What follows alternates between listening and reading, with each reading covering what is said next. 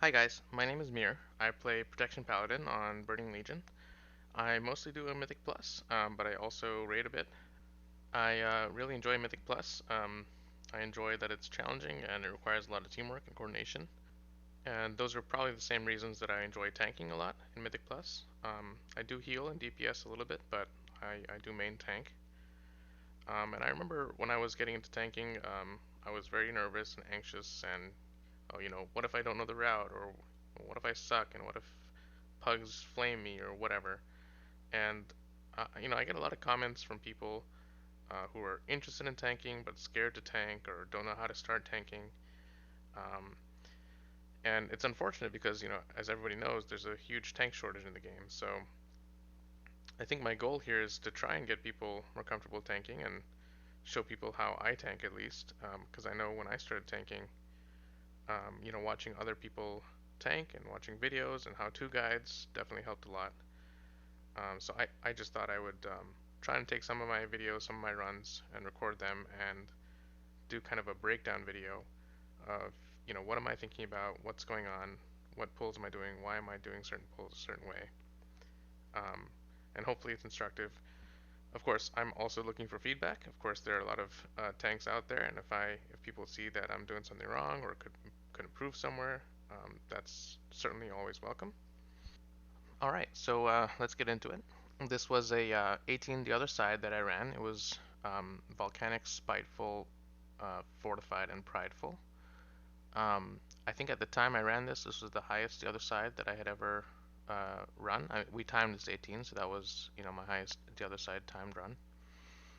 Um, this was with Pug, so I just applied to their key, and they invited me. So we weren't in Discord or anything. So there was a little bit of communication in party chat before the key started, mostly whether or not just a hero um, on this first pull, which I think we decided to do. Um, I also, I recorded this, and I also usually log all my Mythic Plus runs. So I'll put a link to the logs in the description below, just in case anybody wants to see or take a look at the logs. But I'm showing my talents here. I like to go with Holy Shield for most of my runs. Now that I'm pushing a little bit higher, I might switch to Blessed Hammer for more of a kiting meta.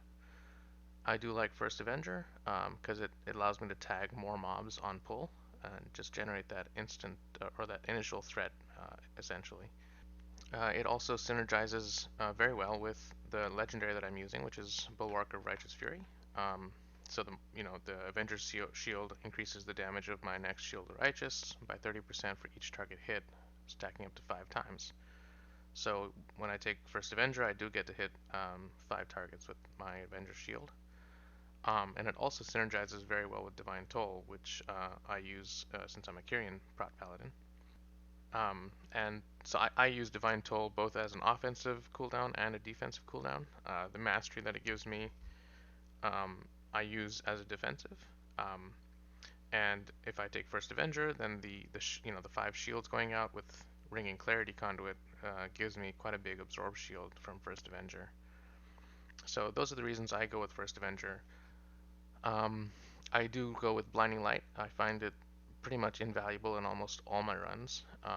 Being able to AoE interrupt, non-interruptible casts is a huge um, benefit I find, and I use it a lot of times. On the next row, I use Unbreakable Spirit. I really do like the cooldown reduction on Divine Shield, especially since I usually run Final Stand on the last row. We'll get to that. Um, and the cooldown reduction on Ardent Defender also synergizes quite well with the Conduit Resolute Defender. So I get pretty good uptime on Ardent Defender when I'm using Unbreakable Spirit, which is just really good for damage smoothing and cover breaks and where I have Shield of the Righteous downtime. On the row after that, I use Divine Purpose. I find Seraphim to be nice, but Divine Purpose gives me a little bit more flexibility in whether I need to keep up my Shield of the Righteous a little bit more or help off heal my party a little bit more if I get those free Holy Power abilities. And that brings me to the next row, which I use Hand of the Protector for most scenarios, which allows me to really help off heal the team. especially with those free divine purpose procs. So I'm not usually sacrificing Shield of the Righteous uptime in order to heal somebody else, although sometimes I do, as long as I'll be safe without if I go without a Shield of the Righteous for a bit. So on the last row, I usually go Final Stand. Um, I have some gripes about it. It sometimes bugs out. There's a maybe a 0.5 second delay sometimes. So when I press Final Stand and to when the mobs are actually taunted to me, they sometimes briefly turn around and attempt to attack somebody else because it's almost as if they've lost all aggro on me. So sometimes that can be a little bit dangerous, but what I've started doing now is just telling people in Discord like, "Hey, I'm bubbling. Get out of melee for just a second," and that usually fixes the problem. And I still use it. I still run it because it's extremely nice as an extra defensive cooldown and an offensive cooldown because I can pop Final Stand and stand there and do my DPS instead of trying to run away. And it also helps, you know, my other DPS on the team to get their deep damage in because I'm not, making the pull messy. I'm not kiting all around. Um, I'm not kiting out a blizzard or I'm not kiting out a wild spirits. I can, bubble and stand there until they get their DPS out or until I need to move. And so in a lot of cases, that extra defensive cooldown helps a lot to get the mobs down quicker. All right, so that's it for talents. Unfortunately, I didn't think to show my conduits here, but what I was running was Punish the Guilty, which is really just a DPS increase as long as I'm using my Judgment debuffs properly, and sometimes I do slip up on that. I'm using Resolute Defender. It's the one that extends Ardent Defender's duration and reduces its cooldown by using Shield of Righteous. I'm using Ringing Clarity. That's the Kyrian one. Divine Toll has a 60% chance to cast up to 3 extra times on the main target, and again, that synergizes well with First Avenger. I'm using Shielding Words, and again, that goes and synergizes with Hand of the Protector, so even when I'm, potentially sacrificing a Shield of the Righteous uptime to get a Word of Glory on somebody else, that heal value on somebody else is also giving me a bit of a shield to potentially compensate for having to choose between Word of Glory and Shield of the Righteous. And I'm using Pelagos, so I've got Combat Meditation. And so this is what I was saying. I often use Divine Toll as a defensive, not only because of First Avenger, but because of Combat Meditation. So Divine Toll increases my mastery by 350. So you'll often see me going around collecting what I call mastery candies, and my guild laughs at me for this, but collecting those mastery candies helps extend my defensive attribute from using Divine Toll a lot. Alright, so just quickly, my gear is nothing special, I would say. Most of this gear, or all of this gear, comes from Mythic Plus, really. We're not so far into Mythic Raid yet, and I don't PvP that much. So I've got my Legendary on my shoulder. It's the Bulwark of Righteous Fury. I'm using the Blood Spattered Scale as one trinket, and Inscrutable Quantum Device. The Quantum Device, I mostly use it as a DPS increase, although sometimes if it gives me mastery or versatility, it can be a bit of a defensive as well. My stats are 11% crit, 26% haste, 19% mastery, and 11% versatility. I've got 3% leech, 3% dodge, 17% parry, and 41% block. For consumables, I usually use haste food, but here they dropped a feast, so I ate that. I also use a spectral flask of power. I use Shadowcore oil and the heavy desolate armor kit. I usually use an augment rune, especially if it's a push key, but it looks like I didn't have an augment rune on me at this time, so I went without it. Alright, so let's get into the dungeon then. I'm giving my Demon Hunter a pull timer here so that she can get a free meta. As you can see, we had the turnip down so that the druid could get full on astral power. Small things like that can really help on these first couple pulls on the other side. Just going into this first pull with some cooldowns and astral power built up definitely helps, and you can see 2 of my holy power actually survived. So on this pull, I usually throw my Avenger's Shield at this caster that I'm passing to silence him and pick up aggro. This will make sure that he comes down and joins the pack instead of casting up there, or instead of my team picking up aggro as I pass them. The plan is then to maybe throw a judgment on one of these guys at the bottom and taunt another one. But I think in this particular uh, dungeon, I accidentally taunted the same one that I threw a judgment on. And once I get to the bottom, I would throw a Hammer of the Righteous on another target, pop Ardent Defender for a couple of reasons. One is I'm just entering a pull and I don't have Shield of the Righteous up yet. The other reason is the healer is still getting set up. You know, he's still running down the stairs, so he might not be quite ready for me to be taking a lot of damage. And another reason is, you know, it's good for me to pop Ardent Defender when I've got 5 Holy Power and I'm about to use a Shield of the Righteous because of that Conduit Resolute Defender. If I pop Ardent Defender with high Holy Power, then I can immediately spend a Shield of the Righteous and extend the duration of Ardent Defender, which gets to be really important because I'm hoping to only use that Ardent Defender on this pull. Now, up until I used the Hammer of the Righteous, I was using ranged abilities and still working my way into melee range of the mobs. But once I'm in melee range of the mobs, I want to use my Shield of the Righteous, and even if I didn't have 2 Holy Power going into this, I would have had built up enough Holy Power to use that Shield of the Righteous. And I want to be in melee range before I use that because that's, you know, a good source of damage and threat generation right on pull. And since Shield of the Righteous is not on the GCD, I can lump that in with the Consecrate. Now, to finish off this opening sequence, I would target the big guy and pop my Wings macro, which pops Wings, a Strength Pot, my Inscrutable Quantum Device, and Divine Toll. That just sets me up to get aggro on the big guy, as well as the other guy at the bottom of the screen there that I haven't tagged yet. Also, with the shields going out, I'm set up to spam at least 1 or 2 more Shield of the Righteous, you know, which then extends the duration of Ardent Defender. So within the first few seconds of the pull, I've got Consecrate down, I've got full duration of Shield of the Righteous, I've got Mastery coming in from Divine Toll. So I'm pretty tanky at the start of this pull, and I've also got quite a bit of threat built up on all the mobs.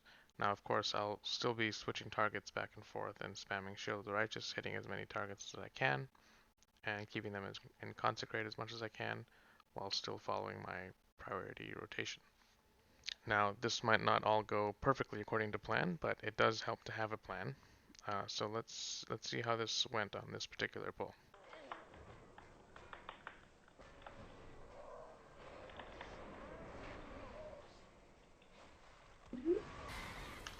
Now, at this point, I haven't died on pull, which is a good thing, but I see my hunter's dropped his wild spirits down. So my goal is now to hold the mobs in his wild spirits as long as I can. However, the hunter hasn't given me a lot of space to do that. As you can see, about half of his wild spirits is, you know, overlapping the bottom of the staircase. So, you know, mobs can't really be there. I can't really be there. That's kind of dead space in his wild spirits.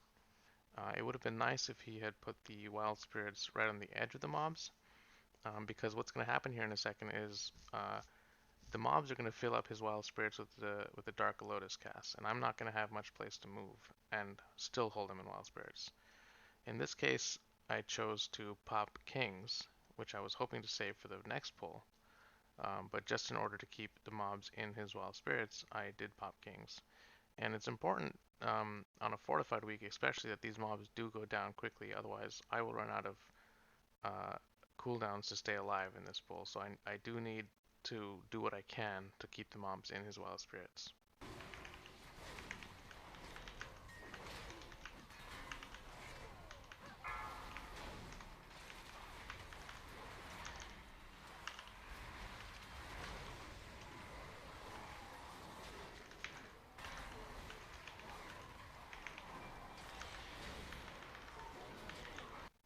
So thankfully, Kings was able to keep me alive even though I was standing in Dark Lotus in order to keep the mobs in his wild spirits.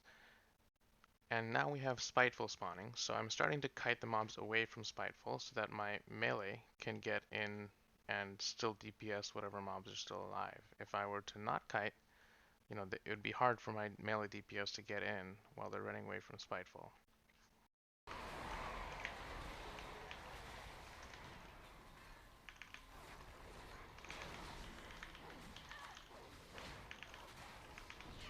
So that pull went quite well. We had no deaths and the mobs all died pretty quickly. But going into this next pull here, I'm just aware of the fact that I don't have kings anymore, even though I usually plan to have kings up for this next pull. Um, but I do have Divine Toll coming up soon. I've got my trinket that I managed not to use on the previous pull, and I've still got my bubble, so those are the things I'll be using on this pull. I do usually save that Avenger's Shield for the first Shadow Core cast on the Death Speaker. That Shadow Core is one of the more dangerous abilities on this pull, and something that I'll be trying to kick as much as I can. Now, we're not in Discord since this was just a pug group, but that's definitely something I would coordinate with my group on interrupting. As you can see here, this Shadow Core nearly killed me. I was able to heal back up with a free Word of Glory, and I do usually try to save one just for that reason, so I'm glad I was able to get that done this pull as well.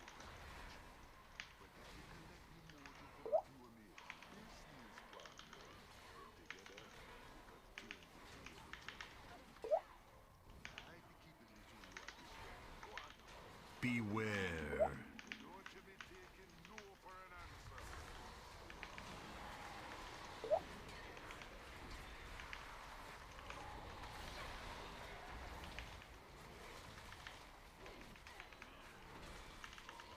Beware.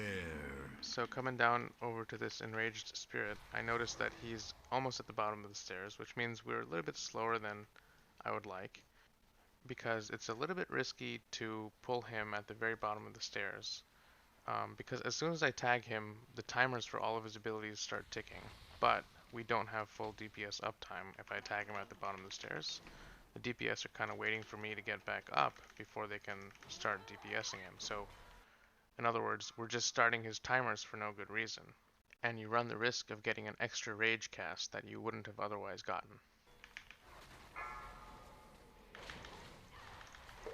Now, the Hunter's placement of Wild Spirits is again a little bit unfortunate because there's not a lot of room to move the Enraged Spirit.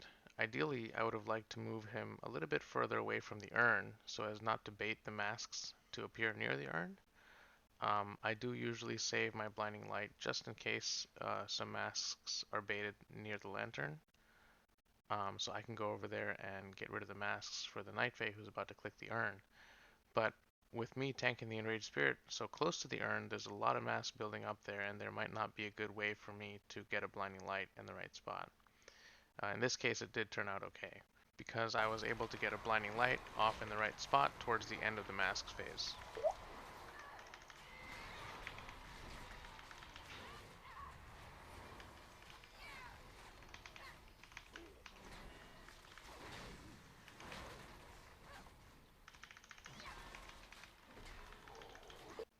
Now, this is unfortunate that he's casting another Rage, even though we did get the interrupt in the middle of his previous Rage cast. So I think this is a bug and it does sometimes happen.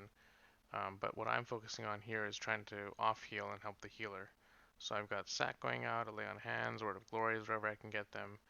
And we're all trying to stand in the darkness and the Spirit Link that went out, which is good on them for putting those down.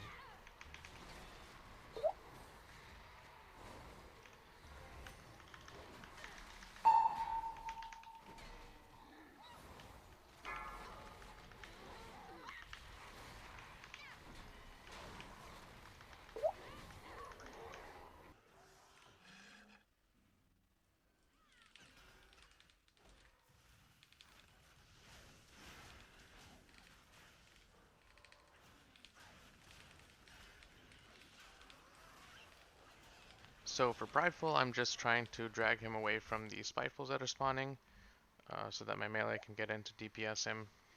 I'm also looking to see where the Enraged Spirit is on the other side, to make sure he's out of the way for after Pride.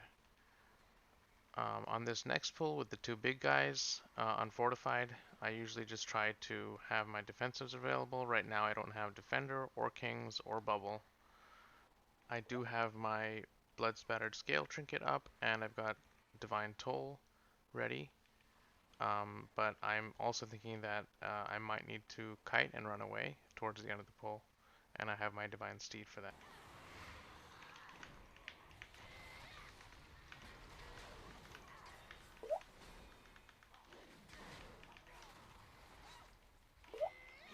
Seems I was a little bit late on the Divine Toll, but ideally that would go off before the Enrage, or before they get a chance to hit me while they're enraged.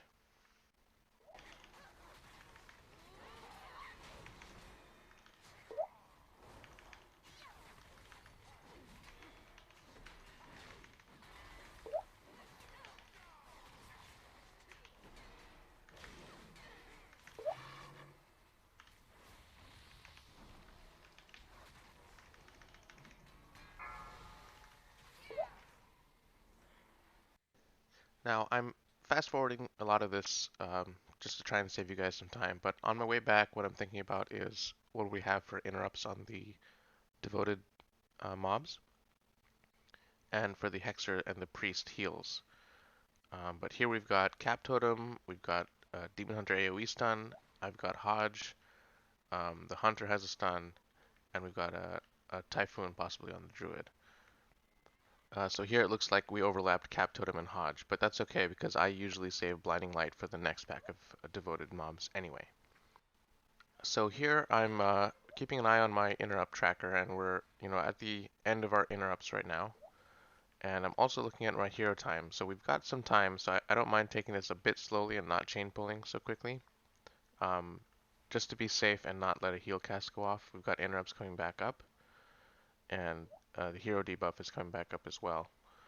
It's especially important with pugs who are not coordinating interrupts because, as you've noticed, we've overlapped quite a few interrupts, and if we pull multiple priests or multiple hexers together, overlapping interrupts like that is sure to cause a heal to go off, which costs a lot of time.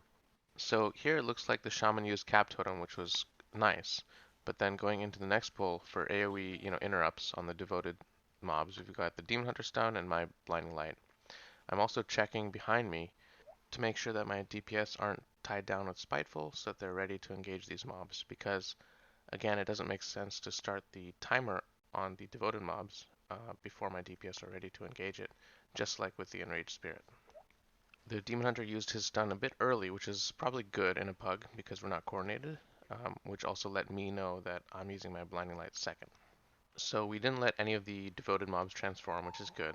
And I usually like to get this Hexer a little bit lower before I pull in the next four guys, just because the Hexers can't be stunned or CC'd. And so with this guy and the next four, we would have two Hexers and one Priest. And with two ranged interrupts, we might not have enough interrupts to get all of the heals kicked. So now that he's a bit lower, I feel comfortable pulling in the next four. He might even die before they get here. I usually pull this with Divine Toll, get them all grouped up, and then we'll hit the urn.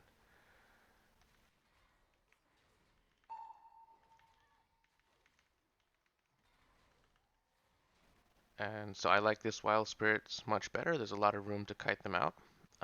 But as you'll notice here in a second, we all overlap interrupts on this heal on the Priest, which is bad, but expected in a pug. So I'm glad that I didn't pull the double Hexer group. And I saved the kick for this healing wave, so I was the only one with a heal with an interrupt left.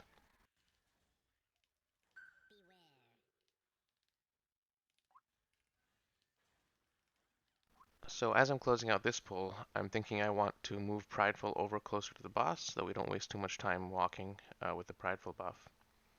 I'm also looking at our hero debuff timer. We're going to be a little bit early, it looks like. So we won't have hero on pull, which I would say is really bad on a tyrannical week or a high key tyrannical week, but this is fortified, so it's probably going to be okay. I'm also thinking about my defensives. I'm trying not to use any defensives here on Prideful because I want to save them for a blood barrier.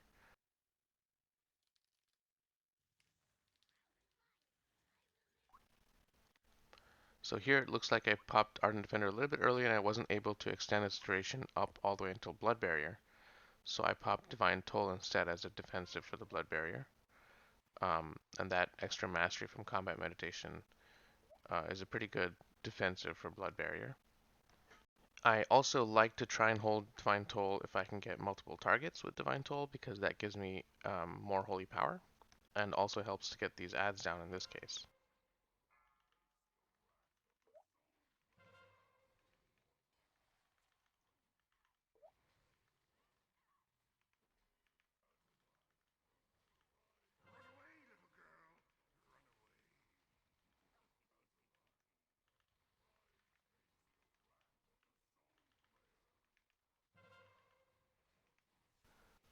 So that went pretty well. We didn't have any super large barriers. I noticed some of the other guys in here were popping defenses at the right time, which really helps and is really key on keeping that blood barrier to a minimum.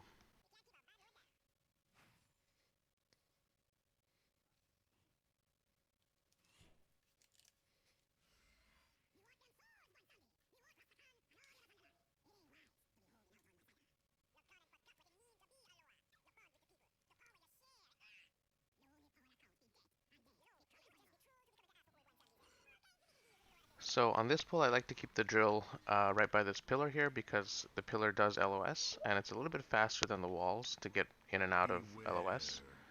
Um, but I notice some people don't trust the pillar or prefer the walls anyway, but it's not such a big deal really.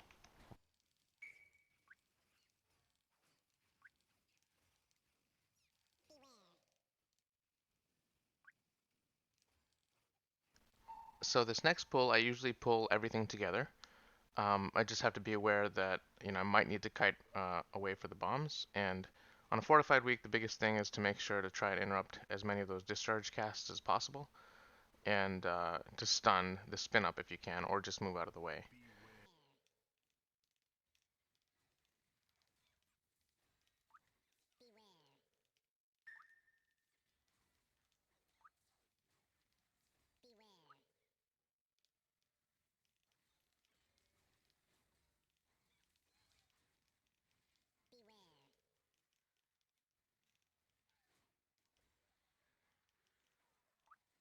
So on a spiteful week, the best thing you can do after a pull is just to move into the next pull as quickly as possible.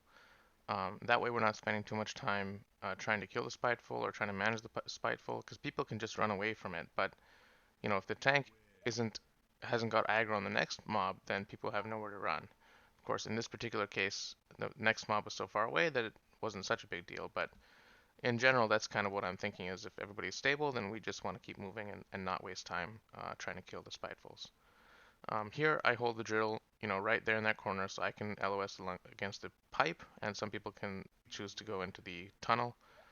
Sometimes it does help to have multiple points when there's a quaking fix. The other thing I'm usually thinking about at this point is whether we want to do the double lubricator first or double lubricator second. So, there's 3 lubricators. You usually don't pull all 3 together unless you have, a lot of interrupt or AoE stun coordination. But on a pug, I probably wouldn't try the triple lubricator. So here I was asking them in party chat if people had cooldowns for a double first, or if people wanted to do the single first and the double second. I think the hunter said his wild spirits was up, so we did the double first. It's important that you have cooldowns if you're trying to do the double because you might have enough interrupts to get, the first few heal casts interrupted. But if these mobs don't die quickly, then the interrupts start to get out of control. And you got Lubricate on a fortified week doing a lot of damage. It's making you miss, so it's even harder to kill the mobs. And you got self heals going off that'll waste time. So definitely be careful with these. If nobody has CDs, then even doing one at a time is probably okay. I know some hierarchies they actually skip these mobs.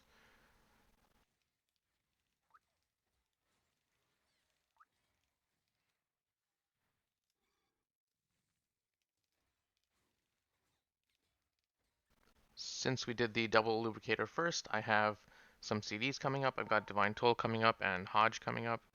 And those are things that I will try to save for the triple slime pack coming up because on a fortified week, those can hurt quite a bit. Especially if one person gets unlucky and gets targeted by all 3 slimes on one round, it can definitely kill somebody. So I'm trying to save Divine Toll going into there, trying to save Hodge. I've got Blinding Light, and of course my Avenger's Shield and interrupts wherever I can. And I think this group we did do a pretty good job of interrupting as much as we could. just to reduce the damage and reduce the likelihood of somebody getting one shot.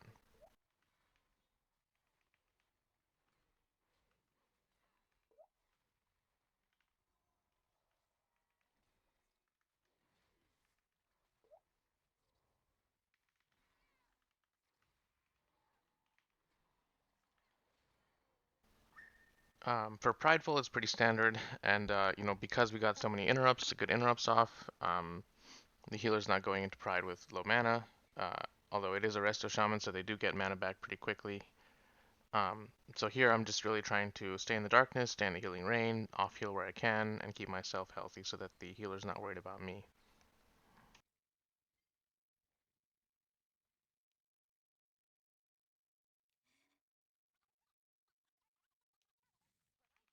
So coming into this boss, I usually throw a Judgment onto Maleficent, and then a Taunt and a Shield onto Millhouse, just to get the pull started. The reason being that sometimes when Maleficent comes back down, he can sometimes whack somebody else in melee range, and that Judgment sometimes helps me get a little bit more threat. The rest of this boss fight is pretty straightforward. I'm trying to kick as many Frostbolt casts as I can. I try to block the beams wherever I can just to take the pressure off from people. If people want to go and get the damage buff, they're more than welcome to. I just like to get the beam interrupted as quickly as possible so it doesn't hit the boss. I'm also trying my best not to move the boss a lot because, my team is trying to get the red arrows lined up. And on the next boss, it's pretty much the same story. I'm trying to hold the boss in the same spot. I need to keep myself tanky for the buzz kill or the buzz saw that's going out. That hurts quite a bit, especially on tyrannical weeks. I can bop around, I can kings around, I can bubble around, I have defender for another round, I can divine toll for another round. So it's just about managing those defensive cooldowns and trying to get word of glories in where I can, or a file to drop the bleed. Um, at the same time, I'm also trying my best to click squirrel bombs as they come out of the boss, because I can sometimes deactivate the squirrel bomb immediately so that my healer and my DPS can continue doing what they're doing. But on Tyrannical Week, where I'm struggling for my life on every buzzsaw, it does get a little bit harder to manage.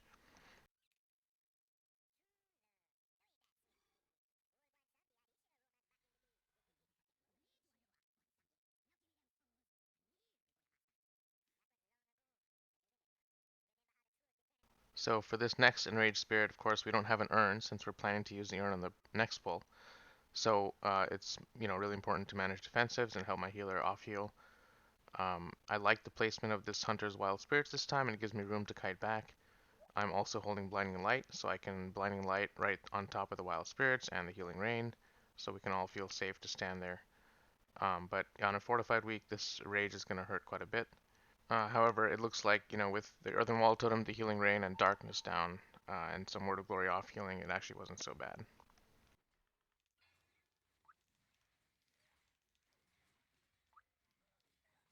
So moving up to this next pull, the team is actually asking when to hero, and I realized that we didn't hero on the previous boss, and looking back, it's because we actually didn't have hero available. We're moving a bit fast. So we kind of discussed and we said we can hero a first big pull in the Ardenweald area instead of heroing this pull, because we already have Urn for this pull, and we got cooldowns coming back up as we make our way through the hallway boss. So I think it makes sense to get a hero on the first pull, first big pull in Ardenweald, and then we can hero the last boss just to get more heroes on.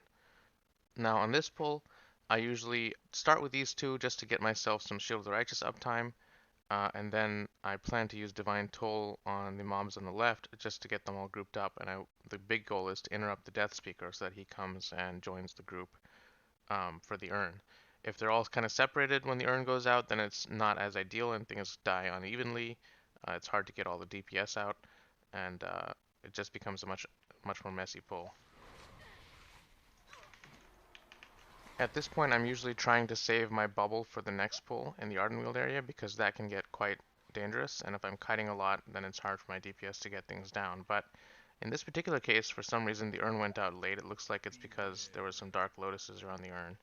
So I ended up using my bubble here just to try and keep the mobs in one spot so that the urn would get them all grouped up together.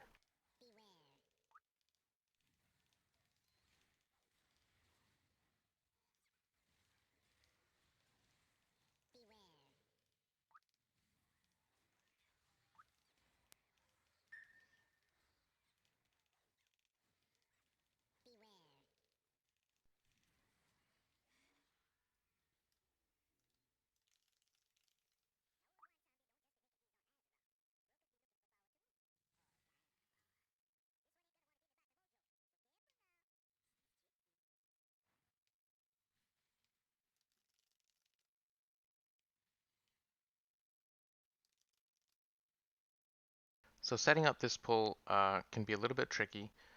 I usually pull 5 packs here, and it'll go even better now that we plan to hero here. But the goal is to try and group everything up and get initial threat on everything so that my team can start DPSing without taking too much damage myself as I set it up. So one of my goals is to stay mounted as long as possible because that gives me movement speed to just run away and not take melee damage behind me as I run past these moths.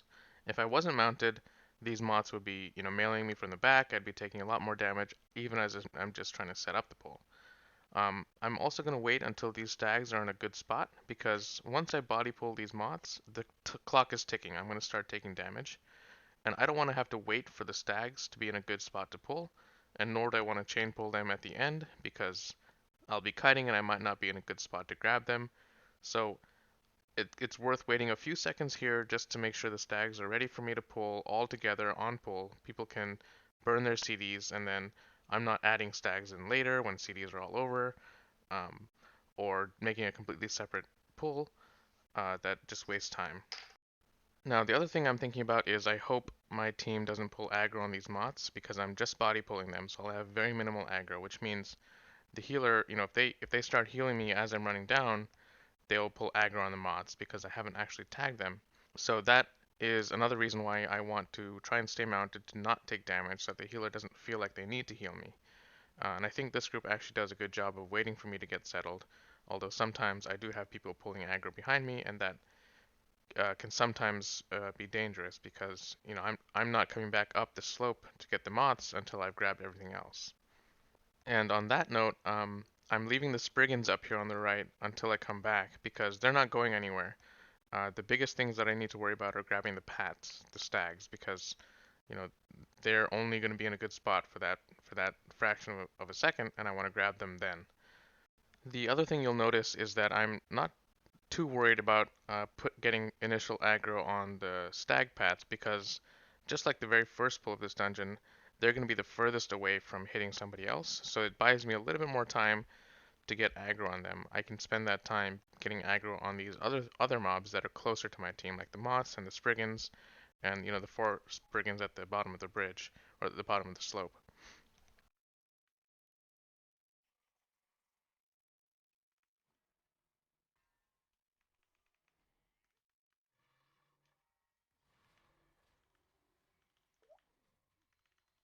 So at this point, I've got the mobs nicely grouped up, and I'm happy with it. There's a good Wild Spirits down, and giving me plenty of room to kite while still keeping the mobs in the Wild Spirits. I'm not worried about, rogue mobs going and attacking other people. I've got good threat on all of them. And right now I'm just kind of maintaining my defensives while I'm also trying to get my DPS out.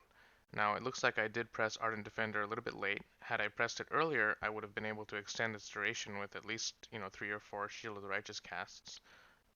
Getting so much Holy Power from Divine Toll and my other usual Holy Power builders. Now, sometimes it is difficult to go and collect Mastery Candy and all of this, especially with all the blue going on. Sometimes I don't see them. But I do still have Guardian of Ancient Kings left, and my goal is to try and hold the mobs as steady as possible by managing my cooldowns until my DPS get the bulk of their DPS out. Now, towards the end of this pull, I will have to start kiting, not only to keep myself alive, but also as Spiteful starts spawning, I'm going to want to pull the mobs away from the Spiteful so that people aren't afraid to get in a DPS, especially if they're melee. And it looks like this group actually does a pretty good job of, controlling and managing and CCing the Spiteful so that we can continue to get the mobs down. Now you'll notice that they drop trees, which is good, so I could hold on to Guardian of Ancient Kings a little bit longer. But once the trees are done, you'll notice that I start taking a good amount of damage because I don't have Combat Meditation anymore. Ardent Defender is running out, so I do pop Kings. Now, even with Kings up and Spiteful not yet spawning, I'm still kiting a little bit slowly, just to kind of stagger the melee hits a little bit.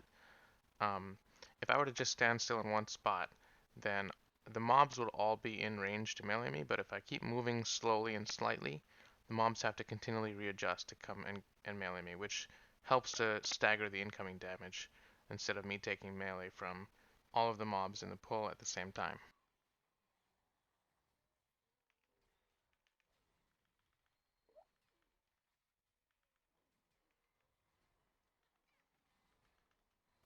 Now, since we're not in comms, I was typing to my team as Pride was spawning to, mount up and wait for me on a X marker that I end up placing.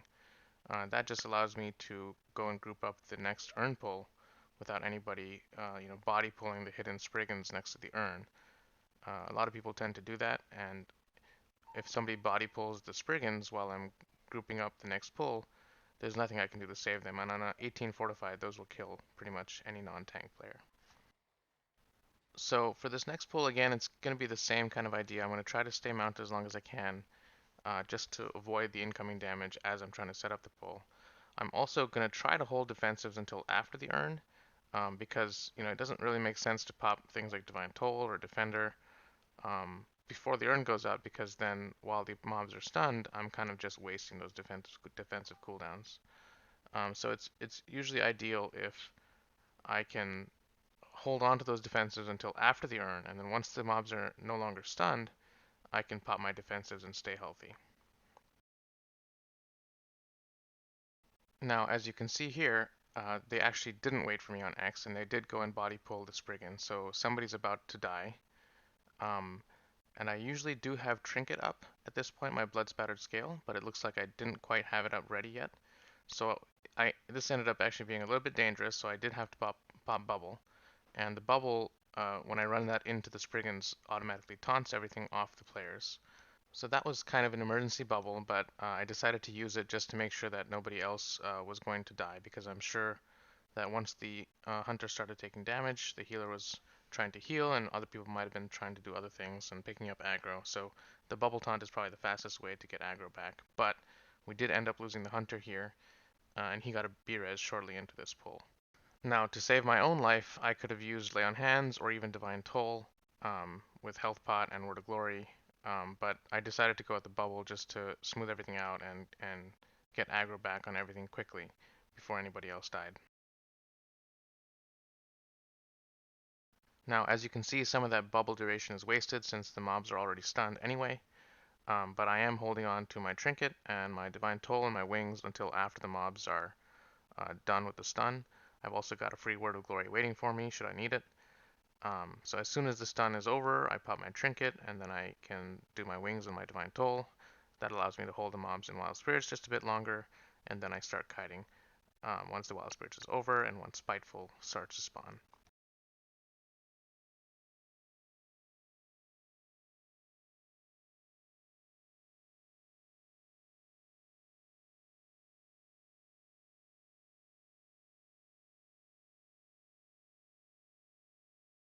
Now this smaller pool here, I've since the time of making this video, I've changed my route and I don't do this pool anymore. But this was actually a little bit nice for people to get their cooldowns reset before we go into the Matriarch pool.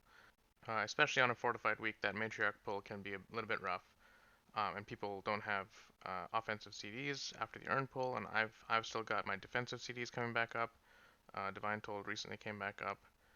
I've got IQD. I don't have Bubble. I don't have Kings or Defender. If I was in comms, I could rely on Bop to get rid of my Beak Slice stacks. All I would do is just tell people, hey, get out of melee for a second. I'm going to bop myself. I could drop my Beak Slice stacks and get back into the pull. Of course, since we're not in comms and these are just pugs, bop isn't really a cooldown that I want to rely on. If I were to bop myself, for sure that Demon Hunter would die, or whoever was next on the threat list. So at the start of this pull, I'm going to be relying on Divine Toll, the shield that it gives me, and the mastery from Combat Meditation, just to hold me over through the start of this pull. It looks like we did get trees shortly after that, so I could delay my Ardent Defender just a bit, and then pop my Ardent Defender once the Combat Meditation buff was gone and once the trees were all dead. Now, in this case, I popped Ardent Defender just a bit early because I had enough Holy Power to immediately spam a Shield of the Righteous and extend the duration of Ardent Defender, and I continued to try to do that throughout the pull. Now, this is one of those cases where it helps my team if the faster that I move into the next pull, because they have not much room to run away from the Spiteful. We got the dragons behind us and the stags padding up to where we were. So once Spiteful starts to spawn, my team has not got a lot of options as far as running away from Spiteful goes. So the sooner I can get into this next pull, the more room and the faster they can run away from Spiteful and start DPSing the things that actually matter, instead of struggling to deal with its Spitefuls. I also popped kings here so that I could smooth out the damage on this last pull here. I usually don't need kings on this next boss that's coming up, so it kind of just helps the healer to focus on other people or conserve mana for the Pride that's spawning if I can mitigate some of that damage coming in. I'm also trying to drag the Pride down towards the boss so that, again, we don't waste too much time walking with the Pride buff. At the same time, I'm not trying to move him too quickly because, it's hard to heal when a moving group, especially if the healer also needs to move. And not only is it hard for the healer to heal while moving, it's also hard for casters and DPS to DPS while moving. So I usually just kind of stutter step the Prideful if I need to move him. Now on this boss, everything's pretty straightforward. I'm just trying to, move away from the traps while keeping the boss in Well Spirits and other DPS CDs. I've got Bubble up, and I won't be afraid to use it here if I need to drop stacks, because there's not really a good place for me to use Bubble on the next boss, so there's not really any point for me to hold it. So I'm ready to use Bubble if I need to. I'm also trying to help the healer off heal if I can. The other thing I'm looking for is if people accidentally take traps, I might need to stay down myself. As a tank and with some immunities, I'm usually the best suited to stay down if we end up losing a trap that we need.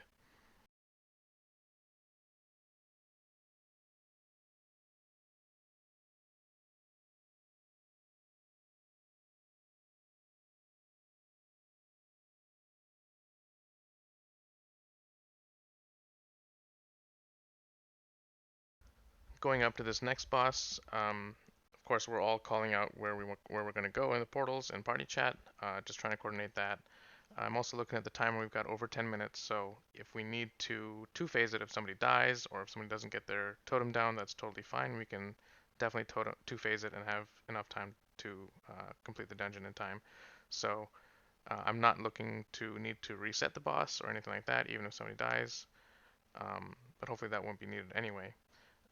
I'm also thinking of using my 1-minute CDs on pull, especially this boss. Even on a Fortified week, the Soul Crush hurts.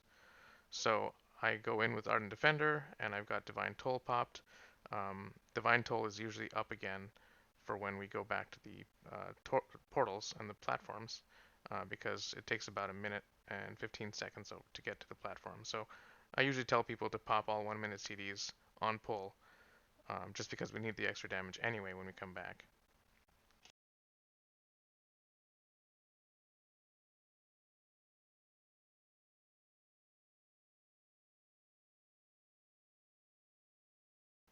Otherwise, this boss is usually pretty straightforward once you make it here. As long as people don't die on the platforms, and I'm, trying to get my DPS out as well, and I'm usually dodging those purple rings as well, just to, mitigate the incoming damage and let the healer DPS instead of trying to heal. And then when we come back, of course, we still have more DPS to do, so people got to stay alive. It's usually a bit of an easier time for me since I don't have to worry about burning defensive CDs, especially if all of us got the totems down. Then we really just have to make it through a bit more DPS, and I can kind of cycle my defensives all the way through to the end here.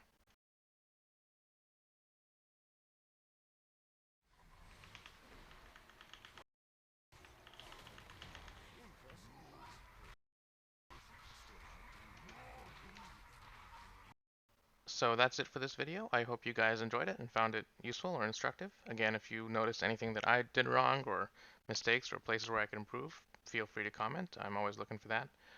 And my guildies are now telling me that I gotta ask people to like and subscribe. So there you go. Please like and subscribe if you enjoyed the content, and I'll try to keep making some more of these videos.